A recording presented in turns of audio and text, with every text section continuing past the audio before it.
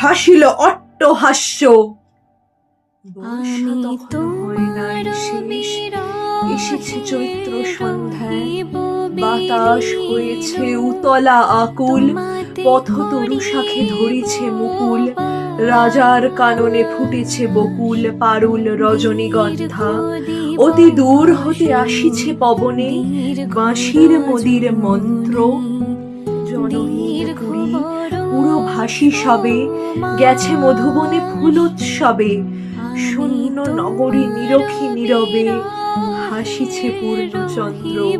নির্জন পথে জ্যোৎস্না আলোতে সন্ন্যাসী একা যাত্রী, মাথার উপরে তরু বিথিখার, কোকিল কুহরি উঠে বার বার। এতদিন পরে এসেছে কি তার আজি অভিসার রাত্রি, নগরে ছাড়াই গেলেন দণ্ডি বাহির প্রাচীর।